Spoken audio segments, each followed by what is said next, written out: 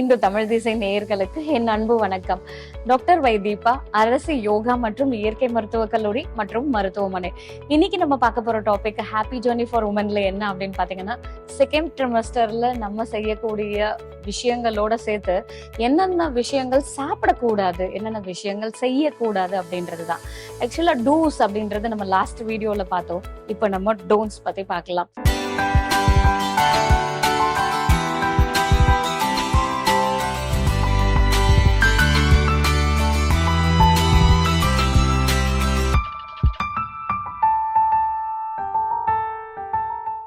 இப்போ இந்த நேரத்துல நம்ம அதிகமா சீ ஃபுட்ஸ் எடுத்துக்கிறத அவாய்ட் பண்ணலாம்.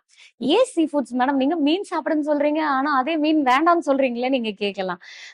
என்ன அப்படின்னா, பெரிய பெரிய மீன்களை நம்ம அவாய்ட் பண்றது நல்லது. என்ன அப்படின்னா, அதுல அதிகமா மெர்க்குரி கண்டென்ட் இருக்கிறதுனால இது நம்மளுடைய சைல்டோடைய டெவலப்மெண்ட், அதுவும் குறிப்பா மூளை வளர்ச்சியை பாதிப்பு ஏற்படுத்துது.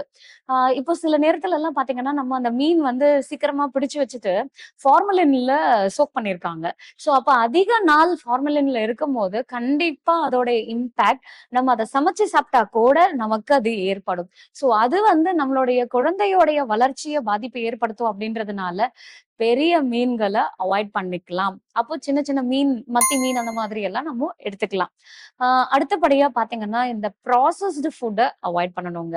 ஏன்னா அதுல உப்பு கலந்து நிறைய கெமிக்கல்ஸ் எல்லாம் போட்டிருக்கிறதுனால ஆர்டிபிஷியல் அந்த கலரிங் ஏஜென்ட்ஸை யூஸ் பண்ணுவாங்க. இன்னும் சில நேரத்துல அந்த காம்பவுண்ட்ஸ் பாத்தீங்கன்னாக்கா ஹைலி டாக்ஸிக்கா இருக்கு. ஸோ ஈவன் இது நமக்கு குழந்தையுடைய உறுப்பு குறைபாடுகளோட பொறக்கிறதுக்கு காரணமாவே இருக்கு. இப்ப காலகட்டத்துல நிறைய குழந்தைங்க அந்த கிட்னில நம்பர் ஆஃப் நெஃப்ரான்ஸ் கம்மியா இருக்கிறதா ஒரு ரிசர்ச் சொல்லுது. அதே நேரத்துல நமக்கு அந்த ஜங்ஷன் சொல்லுவாங்க.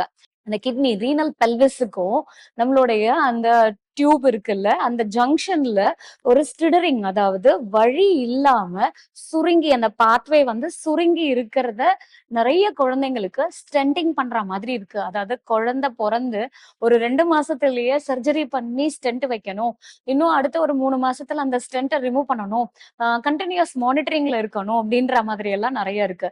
இதெல்லாம் காரணம் என்ன அப்படின்னா, இந்த மாதிரி ப்ராசஸ்டு ஃபுட் நம்ம அதிகமா எடுத்துக்கிறதுனாலையும், இந்த மாதிரி ப்ரிசர்வ்டு ஃபுட்ஸ், இன்னும் சொல்ல போனா இந்த ஆர்டிபிஷியல் ஸ்வீட்னர், கார்பனேட்டட் ட்ரிங்க், இதெல்லாம் எடுத்துக்கிட்டோம்னா ஹைலி டாக்ஸிக்னே சொல்லலாம்.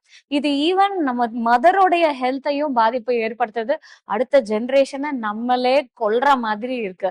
சோ அதனால தயவு செஞ்சு இந்த மாதிரி ஜங்க் ஃபுட்ஸோ இல்ல இந்த ப்ராசஸ்டு ஃபுட்ஸோ இந்த பிரெக்னன்சி டைம்ல 100% நம்ம இதை தவிர்க்கணும்.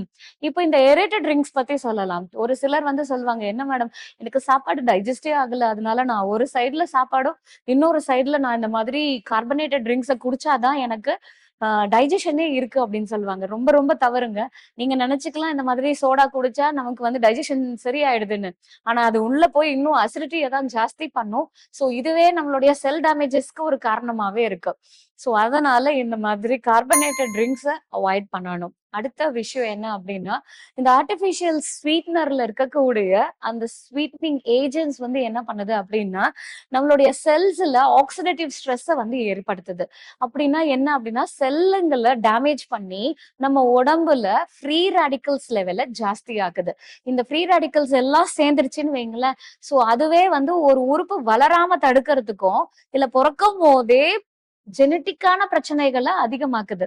நம்ம இந்த ஜெனட்டிக்கான விஷயங்கள் ஜாஸ்தி இருக்கதான் செய்யுது.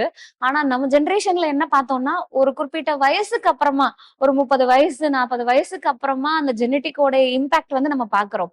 ஆனா இப்பெல்லாம் பிறக்கிற குழந்தைக்கே அந்த ஜெனட்டிக் இம்பாக்டோட பிறக்குறாங்க அப்படின்னா, அதுக்கு இந்த உணவு தான் காரணமாவே இருக்கு. சோ இதெல்லாம் நம்ம தவிர்க்கிறது ரொம்ப ரொம்ப முக்கியம். இன்னொரு முக்கியமான விஷயம் என்னன்னா, ஆல்கஹால். நான் முன்னாடி எல்லாம் பேசும்போது இந்த பிரெக்னன்சில சொல்லும் போது இந்த வார்த்தையை தவிர்க்கணும்னு நினைப்பேன். ஏன்னா நம்மளுடைய இந்தியன் கல்ச்சர்ல பெண்கள் ஆல்கஹால் எடுக்க மாட்டாங்க. நான் ஏன் இத பத்தி சொல்லி என்னுடைய மக்களை நான் இது பண்ணணும் அப்படின்றதுக்காக நான் யோசிப்பேன். ஆனா இப்ப இருக்கக்கூடிய ஜெனரேஷன் பிரெக்னன்சி டைம்லயும் ஆல்கஹால் எடுக்கிறத கண்ணால பாக்குறேன். அதே நேரத்துல அவங்க ஃபீடிங் மதரா, அதாவது ஒரு குழந்தைக்கு பால் குடுக்குற தாய்மாரா இருந்தா கூட அவங்க ஆல்கஹால் எடுக்கிறத பாக்குறேன். இப்போ அந்த மாதிரி எடுத்து அந்த குழந்தையோடைய அப்நார்மலிட்டிஸோட அவங்க வரும்போது ரொம்ப வருத்தமாவே இருக்கு. சோ இது வந்து என்ன பண்ணும் அப்படின்னு பாத்தீங்கன்னா, சிவியர் ஆல்கஹால் நம்ம எடுக்க முடியல. ஆல்கஹாலே அவங்க சாப்பிடுறாங்கன்னே வையுங்களேன். அது என்ன பண்ணும் அப்படின்னா, நம்மளுடைய வளர்ச்சி, அதாவது குழந்தையோடைய வளர்ச்சி, குறிப்பா மூளை வளர்ச்சி அஃபெக்ட் ஆகுது. இன்னும் சில விஷயங்கள், அதாவது அப்நார்மலிட்டிஸ் இன் ஆர்கன் டெவலப்மெண்ட்ன்னு சொல்லுவாங்க.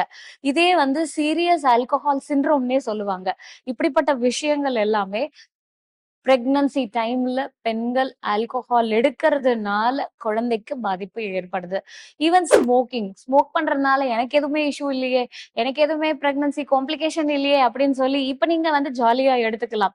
ஆனா பிறந்த குழந்தைக்கு அது வளர வளர அதோடைய நுரையீரல் சம்பந்தமாவோ இல்ல அந்த நிக்கோட்டின் வந்து அந்த குழந்தைக்கு சர்ம பிரச்சனைகளை ஏற்படுத்துறத கண்ணால இப்ப எவிடன்ஸோட நம்ம பார்த்துட்டு இருக்கோம். சோ இந்த பிரெக்னன்சி டைம்ல இந்த மாதிரி விஷயங்களை தவிர்க்கிறது ரொம்ப ரொம்ப அவசியம். இன்னும் இந்த மாதிரி நிறைய ஹெல்த் இன்ஃபர்மேஷனோட உங்களை அடுத்த வீடியோல சந்திக்கிறேன். நன்றி, வணக்கம்.